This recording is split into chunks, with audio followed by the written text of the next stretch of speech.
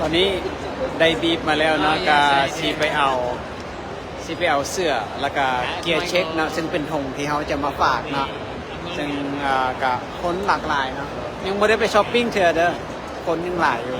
เดี๋ยวขอมาเอาเสื้ออยู่นี่ก่อนเนาะโดยการเอาเกียร์เช็คตัวนี้แมนเขาจะต้องเอา QR code ของเขาซึ่งฮับจากเมื่อกี้นี่เนาะที่ฮับจากบีบเมื่อกี้เนาะ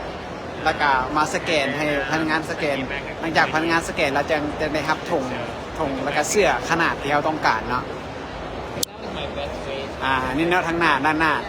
คือจะมีการแยกเลยว่าคันเจ้าอยากใส่เสื้อขนาดใดมันเจ้าเข้าซ่องนั่นเลยเนาะตัวอย่างที่เห็นนี่แม่นซ่องผู้หญิงใส่ใหญ่เนาะใส่ XL กับผู้ชายใส่น้อยใส่ใหญ่ใส่กลางอย่างก็เรียงตามนี้เลยเนาะบ่ได้มีให้เลือกว่าเจ้าชีตั้งตอนแต่ตอนที่เฮาสมัครแม่นเฮาจะเอาอย่างนั้นบ่แม่นเนาะคือว่าเพิ่นมีให้พร้อมนะเพียงแต่ว่าหลังจากได้บีบแล้วเจ้าอยากได้เสื้อขนาดเท่าไหร่เจ้าก็ย่างเขามาเอาเลยเนาะฉะนั้นจะบ่มีปัญหาในส่วนของเรื่องที่บอกว่าเสื้อไซส์นี้เมิดไซส์นี้บ่เมิดเนาะบ่มีปัญหาเนาะเป็นงานที่จะได้ดีหลายเนาะอันนี้นักแลนกำลังมา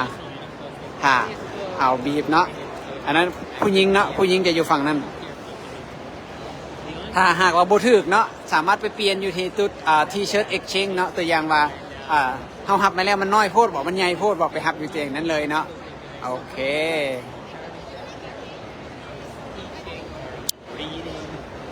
เดี๋ยวสิมาไลฟ์ให้เบิ่งใหม่ว่าต่อไปมันเป็นอย่างเนาะstay tuned